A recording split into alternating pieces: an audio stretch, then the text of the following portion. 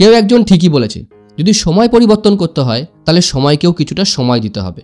কারণ মনে রেখো, সিন্ধু সভ্যতা কিন্তু একদিনে তৈরি হয়নি। নমস্কার, আমি সুজিত। একটা সুন্দর গল্পে তোমাদেরকে স্বাগত। গল্পটা হচ্ছে দুই বন্ধুর গল্প। গ্রাম থেকে দুই বন্ধু শহরে গেছে পড়াশুনো করার জন্য। তারা সিভিল সার্ভিস কমিশন এক্সামের জন্য পড়াশুনো করছে, এবং যেহেতু তারা গরিব ফ্যামিলি থেকে বিলংস করে, তাই বাড়ি থেকে যে টাকা পাঠাতো তাদেরকে, তারা সেই টাকার ভিতরেই চেষ্টা করতো যেন সবকিছু ম্যানেজ করে চলা যায়।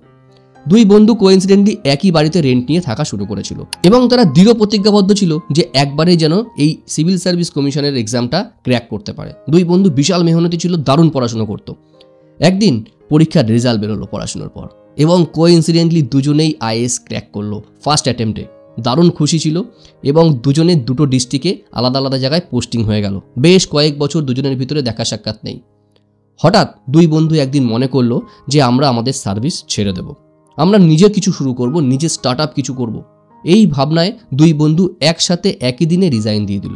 দুই বন্ধুর ভিতরে এক বন্ধু একটা স্টার্ট আপ শুরু করে দিয়েছিল, তারা নিজের ফার্ম খুলেছে। আর এক বন্ধু আজকে এ কোম্পানি, কালকে সে কোম্পানি, পরশু আর এক কোম্পানি, এরকম করেই চলছিল।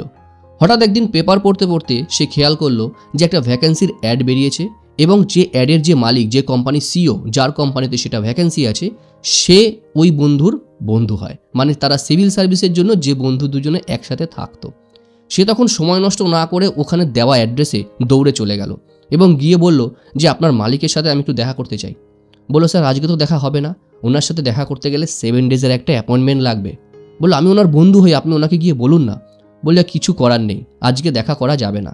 কোইন্সিডেন্টলি সেই সময় তার বন্ধু হেঁটে হেঁটে আসছিল, তাকে দেখে তার সামনে দৌড়ে গিয়ে বলল, কিরে চিনতে পারছিস? বললো হ্যাঁ, চিনতে পারবো না কেন? তারপরে বল কি খবর, কেমন আছিস? বললো আমি তো বেশ ভালো আছি, কিন্তু ভাই তোর একটা হেল্প লাগবে। বললো হ্যাঁ বল না। বললো ভাই এই যে ভ্যাকেন্সির পোস্ট আমি দেখেছি, এই পোস্টের জন্যই আমি এসেছি, আমার এই জবটা ভীষণ প্রয়োজন, আমার লাগবে। বললে জব পরে হবে, তুই আগে চল এক কাপ কফি খাই। বললো হ্যাঁ চল। অনেক গল্পগুজব করার পর বলল, ভাই প্লিজ আমার কিন্তু সত্যিই জবটা লাগবে। ও বিশ্বাস করতে পারছিল না যে দুই বন্ধু যারা দুজনেই আইএএস একসাথে কমপ্লিট করে দুজনেই জব পেয়েছে, অথচ ও জব ছেড়েছিল, ও জব ছেড়েছিল, কিন্তু তারপরে ওর এরকম অবস্থা কেন? বন্ধু আর লজ্জায় বলতে পারেনি, কিন্তু ও আর জিজ্ঞাসা করেনি। তাই আরেকজন বলল যে ঠিক আছে, কোনো অসুবিধা নেই, তুই কালকে থেকেই তোর যে পোস্টে ইচ্ছে তুই সেই পোস্ট থেকে জয়েন করে যাস। জয়েন করার পর দুজনের ভিতরে আবার কমিউনিকেশন শুরু হয়ে গেল। একদিন একটা পার্টিতে সেই বন্ধু এক বন্ধু আর এক বন্ধুকে জিজ্ঞাসা করলো, ভাই আমার একটা কোশ্চেন অনেক দিন ধরে মাথায় ঘুরঘুর করছে, তোকে জিজ্ঞাসা করতে পারি? বললো হ্যাঁ বল না। বললো দেখ, আমরা কিন্তু একসাথে আমাদের মানে ইন্ডিয়ার সবচাইতে টাফেস্ট এক্সাম যেটাকে বলা হয় WBCS অফিসার হওয়া একটা, তো সেই এক্সামটা আমরা কিন্তু একসাথেই ক্র্যাক করেছি। দ্যাটস মিন আমাদের কিন্তু ট্যালেন্ট বা আইকিউ একদম সেম, এদিক থেকে কিন্তু কোনো ডিবেট নেই। বললো হ্যাঁ নেই তো। বলে তাহলে তুই আজকে এই পজিশনে, আমি আজকে এই পজিশনে, আমার এটা ভীষণ জানতে ইচ্ছা করছে তুই নিজেকে কি করে এতটা গ্রো করলি। বললো আমি তোকে যেটা বলবো সেটা হয়তো শুনতে তোর খারাপ লাগবে। বললো না, তা সত্ত্বেও আমি জানতে চাইছি, বল। বলে মনে আছে যেহেতু আমরা রেন্টে থাকতাম, আমাদের হাতে যখন সবসময় পয়সা থাকতো না, আমরা হেঁটে হেঁটে অনেক সময় পড়তে যেতাম। একদিন পড়তে যাওয়ার সময় আমি তোকে মনে আছে বলেছিলাম যে আমরা হয়তো লাইট ফ্যানটা ভুল করে অন করে রেখে এসেছি, ওটা বন্ধ করা উচিত। তখন তুই বলেছিলিস আরে ছাড় তো, যা হবে হবে, একটুখানি সময় তো, 2-3 ঘন্টার মধ্যে তো ফিরে আসবো। কিন্তু আমার তখন মনে হয়েছিল যেহেতু আমি ওই বাড়ি থাকি, ওই বাড়ির রেন্টে থাকি, আমি কিন্তু ওই বাড়ির মালিক তখন, সুতরাং আমার রেসপন্সিবিলিটি সব দিকে কেয়ার করে থাকা। সুতরাং আমি কিন্তু আর পড়তে যাইনি সেদিন, আমি চলে গেছিলাম আগে লাইট ফ্যান অফ করতে, এবং তারপরে পড়তে গেছিলাম।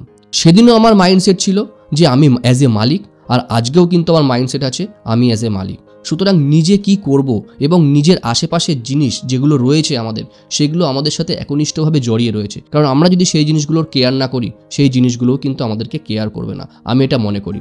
সুতরাং তখনও তুই কর্মচারী ছিলিস, এখনও তুই কর্মচারী আছিস। কথাটা শুনতে খারাপ লাগলো, এটাই বাস্তব। সেই অপর বন্ধু এটা শুনে রিয়ালাইজ করলো হ্যাঁ সে ভুল করেছে। বন্ধুরা, গল্পটা ভীষণ ছোট, কিন্তু গল্পের সারমর্ম এটাই বোঝাতে চায় যে আমাদের আশেপাশে যে সমস্ত জিনিসগুলো রয়েছে সেইগুলোও কেয়ার করা উচিত। কারণ সেগুলো যদি তুমি আজকে কেয়ার না করো, তুমি কিন্তু অনেকটাই পিছিয়ে পড়বে। সুতরাং প্রত্যেকটা জিনিসের যত্ন করো, এবং তারাই তোমাকে অনেকটা এগিয়ে নিয়ে যাবে। কারণ তোমার এই মেন্টালিটি তোমাকে অনেকটা এগিয়ে নিয়ে যাবে। যারা জব করো, যারা এমপ্লয়ি কোম্পানির, তারা সবসময় যেন ভাবো যে আমি এটা না করলে যা হবে তো মালিকের হবে। এটা ভুল ধারণা। যদি মালিকের খারাপ হয় তাহলে কিন্তু তোমারও কিন্তু খারাপ হবে। সুতরাং যখন যে কাজই করো না কেন ভালোবেসে করো, দেখবে সেই কাজ থেকে তুমি সফলতা পাবে। এই গল্পটা আজকে এখানেই শেষ করবো। যদি ভালো লাগে বন্ধুদের সাথেও শেয়ার করতে পারো। আর শেষ করার আগে সবসময় যেটা বলে থাকি, মা বাবার আশীর্বাদ, ঈশ্বরের আশীর্বাদ আর আপনজনের আশীর্বাদ নিয়ে এমন কিছু কাজ করো যেটা থেকে সবাই তোমার মতো করতে চাইবে, কারণ জীবন তো একটাই।